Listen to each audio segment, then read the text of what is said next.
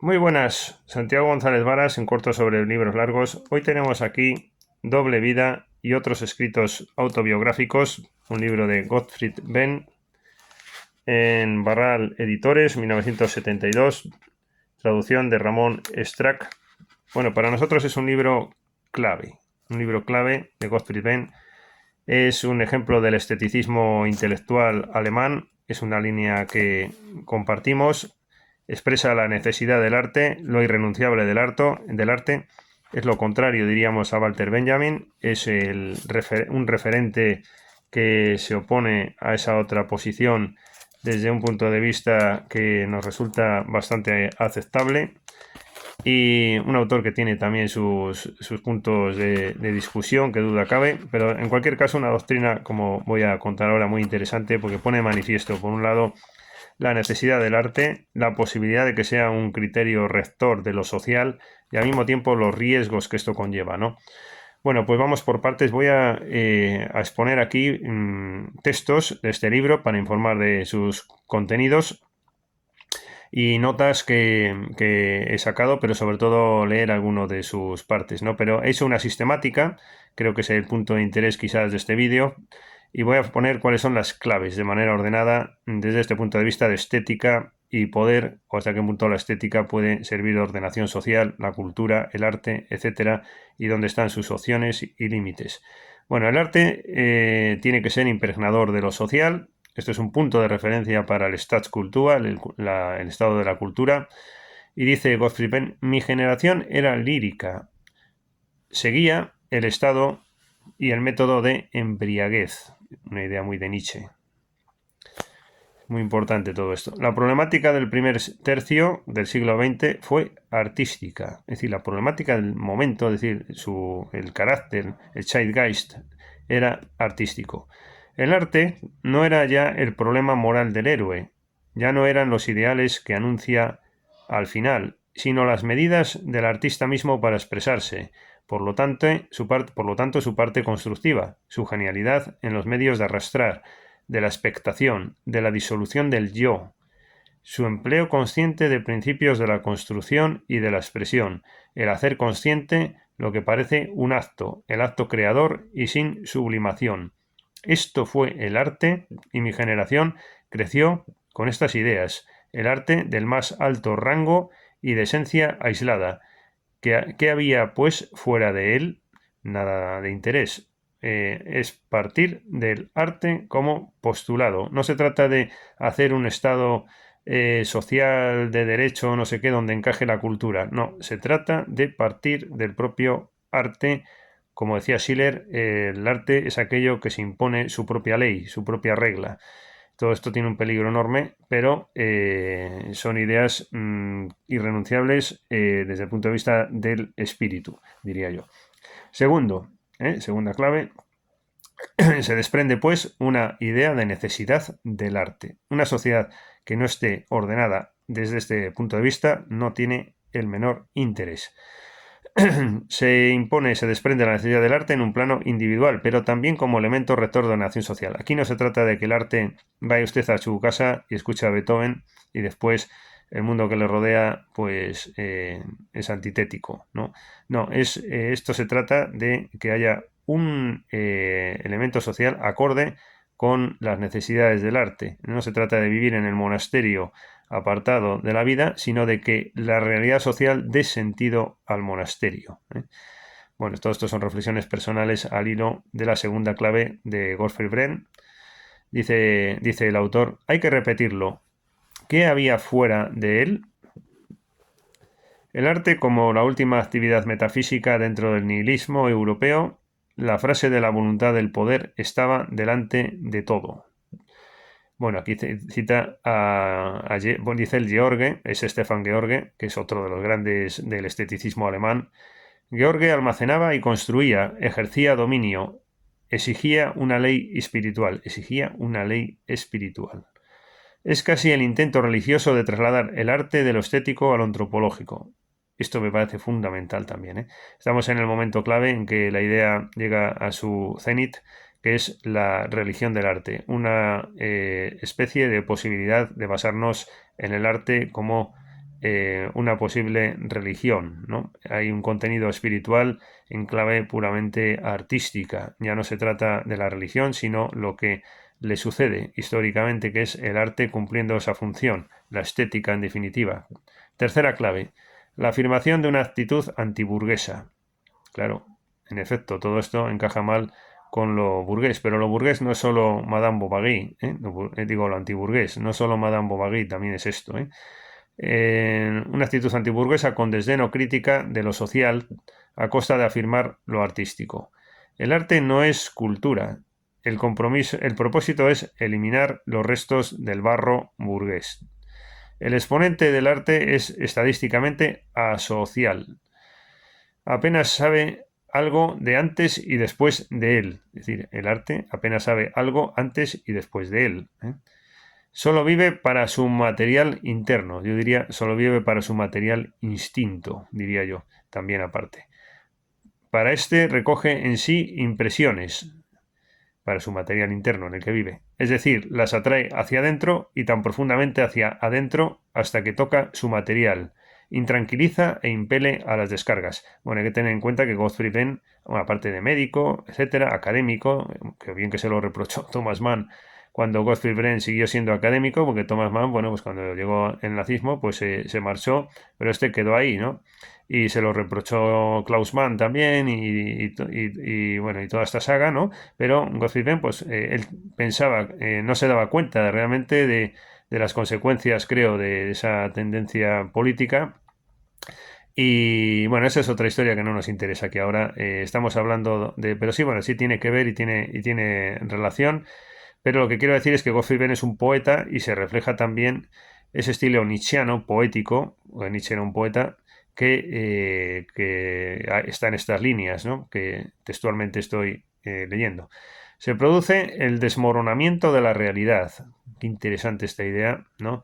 Del arte que produce el desmoronamiento de la realidad cuando se parte de él, para crear libertad para la poesía. Claro, es que libertad, como decía Lenin, ¿no? ¿Libertad para qué? Bueno, es que claro, libertad, ¿qué es lo que tiene que ser libre? Es que igual tiene que ser libre el vocifero de turno, pero ¿y por qué no puede ser libre el arte y otras cosas estar en silencio? Es que la libertad pues depende para qué, ¿no? ¿Y por qué no libertad del arte? ¿Por qué no puede haber un arte rector de lo social? ¿Por qué no puede haber un arte que sea la pauta por la que la sociedad tenga que regirse y hacer todo en función del arte, ¿no? Y lo que se desprenda de él es la sociedad en general, para que pueda tener sentido el arte mismo.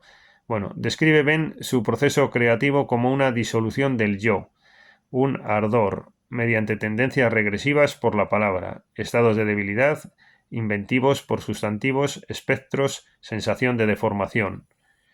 Se adivina incluso un mensaje de transgresión, o un mensaje. Todo esto, por cierto, lo tiene después contado Mefisto, en la obra Mefisto de Klaus Mann, ¿no? El atractivo de este tipo de mensajes, el peligro que conlleva. Bueno, no podemos ocultar tampoco eso. Eso siempre insisto, esto hay que entenderlo bien. Tiene peligros también, pero es verdad que sin esto todo pasa a ser un aburrimiento, ¿no? Y entonces, no sé, hay que llegar a lo que decía Thomas Mann, ¿no? A un arte con contención, un arte rector con contención. Pero es que sin arte, es que son dos cosas, contención por supuesto, pero es que sin arte impregnando lo social, esto es un auténtico tedio. Y es lo que nos está pasando hoy día, que no hay quien soporte este modelo social tan tedioso, y es porque le falta esto. Es lógico que haya oficinas, es lógico que tengamos un puesto de trabajo, pero lo que ha fallado en las sociedades actuales es eso segundo, que no es el trabajo.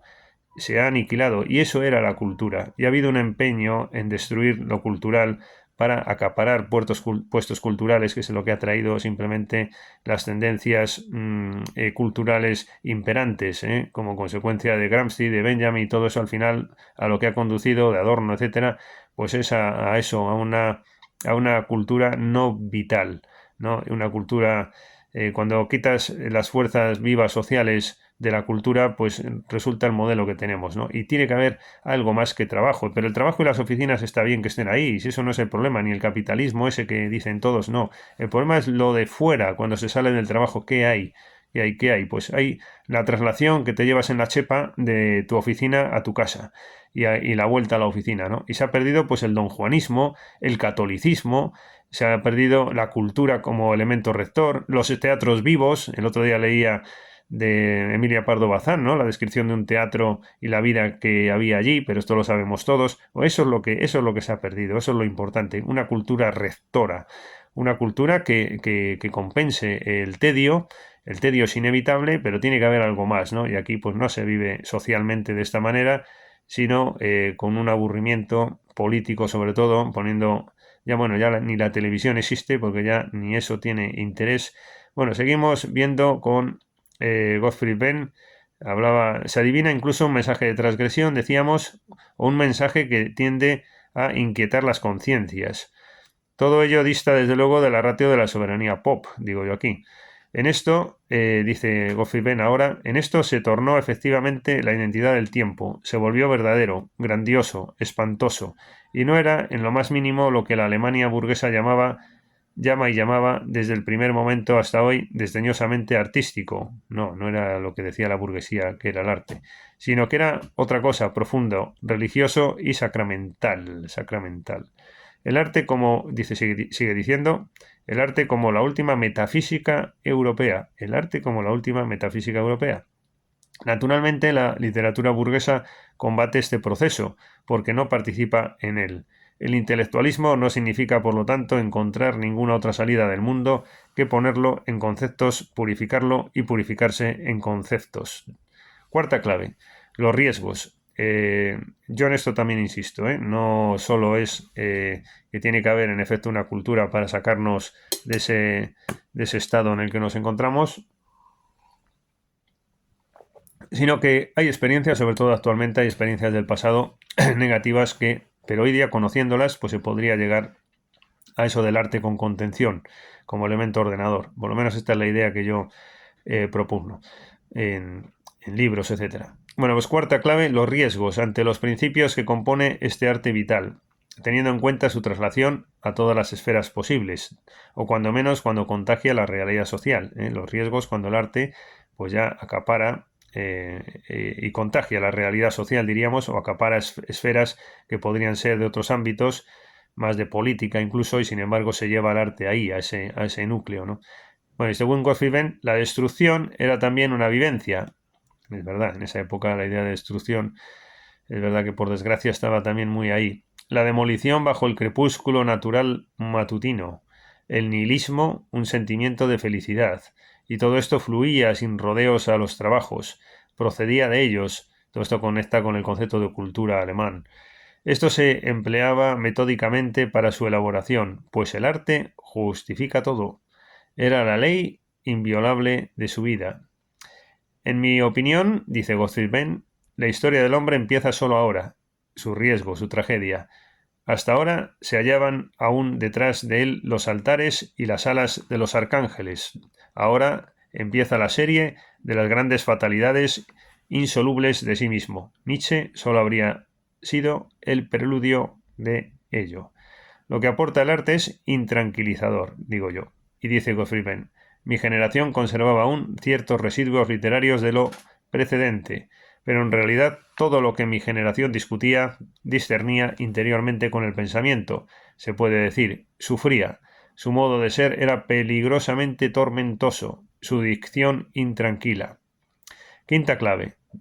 A lo que hay que sumar, a lo anterior de los riesgos, también lo enfermo y podrido de la realidad artística, como algo inherente a ella misma, ¿no? Que se necesita, por otro lado, eso, bueno, y dice Gottfried Benn, no ignora lo que es el arte, ese arte rector que es ley en sí mismo, como elemento que acapara lo político, que lo desplaza y ordena lo social bajo sus propios postulados, para tener vida y sentido y enriquecer la realidad y el espíritu humanos. Y dice, eso lo digo yo todo esto, bueno, estoy improvisando, pero lo que dice Gottfried Benn es en relación con la enfermedad y el arte. o el arte como elemento de enfermedad. El viaje de invierno de Schubert, desde su origen a tormentos indescriptibles y una degresión profunda y manifiestamente clínica. Bueno, perdón, el viaje de invierno de Schubert debe su origen a tormentos indescriptibles, eso, que debe su origen a tormentos de Schubert, ¿no? Y a una degresión profunda y manifiestamente clínica. Y es que se nota eso cuando oyes los Winterreise, me dan ganas de cantar. Es que yo me conozco algunos líderes de memoria, ¿no? En alemán, de los Winterreise.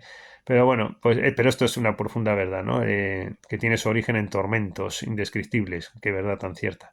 La fila de paralíticos entre genios es enorme. Al de los esquizofrénicos contiene los nombres más famosos. El de los esquizofrénicos contiene los nombres más famosos. Y todo esto no es casualmente suplementario adicional, sino como sino, esencia, sangre y suelo de lo creador, abrevadero del espíritu, creación y entrelazamiento de la forma diseñada. Dice Gottfried Benn, está notoriamente claro, estadísticamente claro, que la mayor parte del arte del medio milenio pasado es arte de elevación, de psicópatas, alcohólicos, anormales, vagabundos, hospicianos, neuróticos, degenerados, orejas gachas, tosedores. Esto fue su vida, y sus bustos están en la abadía de Westminster y en el Panteón. Esto es cierto, pero esto no es el Entartete Kunst, ¿no? del nazismo exactamente. Esto es otra idea distinta. No es que es degenerado, pero es que es el encanto del arte que está en la degeneración. Es que es distinto. El arte es una realidad que engloba todo. Es una realidad magnífica, tiene lo bondadoso también, lo más bondadoso y lo más noble está en el arte, pero también tiene, digo yo, siempre estas cosas, tiene también lo más perverso. Es como un escenario, hay personajes encantadores y personajes malignos, ¿no? Sexta clave. Entonces la insatisfacción final porque no se aprecia una solución. Esto es un poco el problema de todas estas tendencias, muy alemán por cierto también.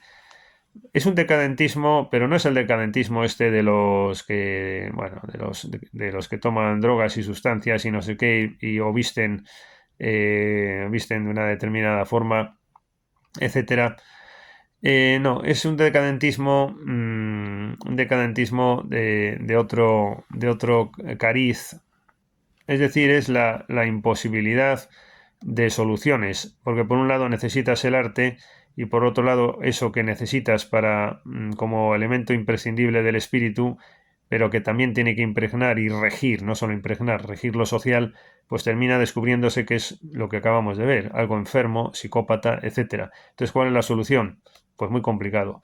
Y ahí está ese fatalismo, esa utopía, que al final es el discurso intelectual que se impone. Todo esto son reflexiones personales, pero he estructurado el pensamiento de Gottfried Benn y veo analogías con lo que yo mismo siento desde tantos años, ¿no? En mi libro de La imposibilidad de la cultura, el ensayo El estado de la cultura, la búsqueda de la realidad intelectual de lo trascendente, la búsqueda intelectual de lo trascendente, perdón, de Unión Editorial, otro de mis libros, cantidad de libros sobre estas temáticas que me preocupan, porque sin arte no hay solución, pero el arte es un problema. Entonces, no sé al final. Yo creo que la solución decadente es la que se acaba imponiendo. Es un decadentismo intelectual, no un decadentismo de apariencias, sino profundo, hondo, que nos lleva a un callejón sin salida, por desgracia, porque donde está la solución, pues está también el problema. Bueno, decía Hölderlin, donde está el problema está la solución en la poesía. Yo creo que es también lo otro, ¿no? Aquí está la solución, pero al final es el problema. Bueno, ¿qué dice Gottfried Benn de esa insatisfacción personal que aprecia este escenario? Todo está haciendo un poco de sistemática de Gottfried Benn, no es que se exprese así el libro de Doble Vida y otros escritos. Bueno, pues dice el autor alemán, lo anterior conduce a un problema decisivo. Esta actitud lleva a la gran separación que va por el mundo occidental. Por un lado el arte y todo lo que pertenece a este, y por el otro la vida de familia buena, apoyada en pólizas de seguro, rentas, reivindicaciones, hasta las postrimerías de la vida, garantizadas y bien temperadas por una especie de calentadores de cerveza, el Estado. Lo último también en punto de vista que es plausible y defendible cuando se expresa consecuentemente, es decir, con honradez. más pregonar por una parte que queremos arte, pero por la otra que queremos también vivir con desahogo, pues solo quien vive con desahogo vive agradablemente. Esto no es honrado y no se ha pensado a largo plazo. El arte no es más precioso que la suerte insignificante de cualquiera. En esto lo intelectual hay en esto de lo intelectual hay algo frío en lo humano y conceptos cortantes. Claro, hay una cierta contradicción. El arte nos lleva, para que sea auténtico por esos posibles derroteros, nos va a causar gran satisfacción a ratos, diría yo, pero después es verdad que también por otro lado anhelamos el bienestar. Así que esto al final parece que triunfa el burgués mediocre y no queda más remedio que admitirle que tiene razón de que tiene que haber tiempo para todo, un poco para lo cultural, otro tiempo para lo artístico, pero sin un cierto fanatismo. Parece que lo artístico no cumple esa función. Parece que necesitamos más pasión por el arte, que el arte sea total, que el arte rija los distintos destinos.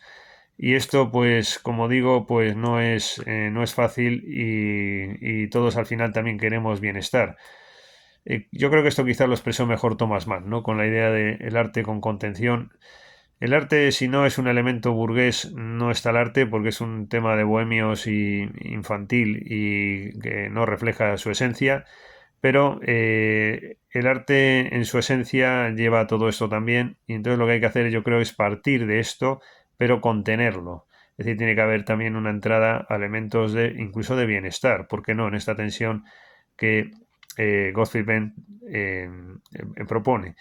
Bueno, no es de extrañar que este autor, ¿no? Nuestro autor alemán de hoy, fuera destacado en su época como un enemigo de la clase trabajadora, un enemigo del proletariado, en parte porque todo lo que era estética, pues es enemigo del proletariado y un esteticismo alemán basado en la tradición, pues no era el pujante comunismo, ¿no? Entonces este autor no caía bien en esos círculos, etcétera, etcétera.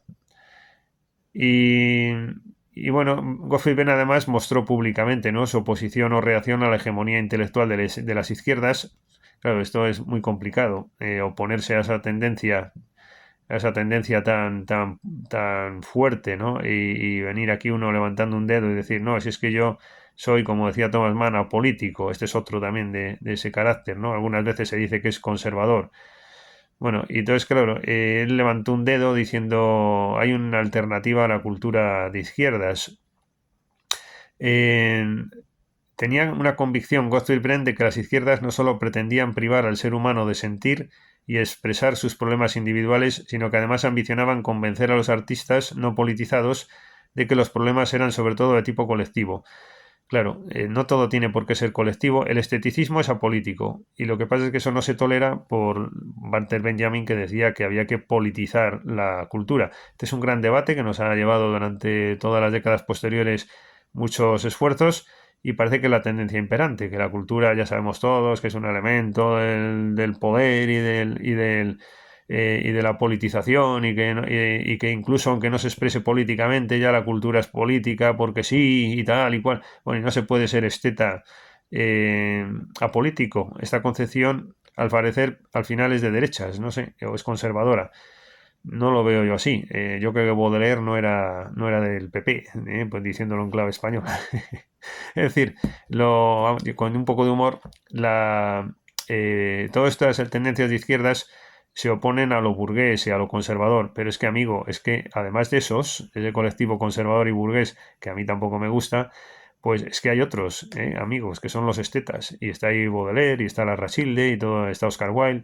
Todos esos apolíticos, estetas, no eran de izquierdas. Entonces hay una franja, cuidadito, que eso no se han dado cuenta. Es que aquí es como que solo había conservadores y burgueses y estos de izquierdas. Pero amigo, es que ni lo uno ni lo otro. Es que hay una franja que os habéis olvidado. Y estos de izquierdas se olvidan de que el arte genuino es esto del esteticismo y que es apolítico precisamente. No nos tienen por qué involucrar en causas políticas ni conservadoras ni tampoco de izquierdas, pero no tiene por qué todo avasallarse con este planteamiento, oye, que respeten una esfera de poder, y esto no es antiguo, es que cuando se habla de que es antiguo esto de la alta cultura, etcétera, todos esos conservadores, sí, eso, esos que vayan por su lado, los conservadores y tal, yo no tengo nada que ver con ese mundo, pero ay amigo, ¿y qué pasa con los estetas apolíticos? Es que os habéis olvidado, señores de izquierdas, de que hay cultura también ahí, y hay mucha cultura. Es decir, que Baudelaire, que era un burgués de derechas, ahora, ¿o qué? Oscar Wilde era un... Bueno, ahí hay una franja, y esos no son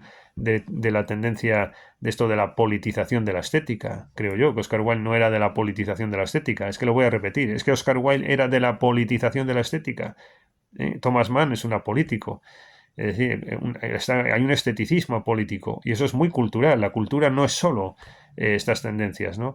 Bueno, aquí tenemos a Gottfried Benn levantando la mano frente a esa tendencia y claro, todo el mundo se le echó encima, ¿no? Bueno, por cierto, es uno de los malos, diríamos diríamos nosotros, ¿no? Es decir, Gottfried Benn no es de los representativos. Todo este tipo de reflexiones tan hondas, tan importantes para el ser humano, que es donde están las soluciones, profundizando en esto y viendo hasta dónde podemos llegar con el arte. Aquí está la solución y ahí está el problema. Y todos estos derroteros por los que nos ha llevado la cultura más moderna de o bien lo pop o bien este arte de acaparar puestos para la izquierda, pues creo que no es una tendencia adecuada en lo cultural. Nos estamos privando de lo importante y creo que la solución está en el esteticismo político. Profundizar ahí, llegar hasta donde se pueda, recuperar esencias humanas y sobre todo las fuerzas políticas, las fuerzas vivas culturales en lo social hay que recuperar y no que se acaparen puestos para tener un sueldo a final de mes y no aportar nada en lo cultural. Creo que así la cultura no funciona.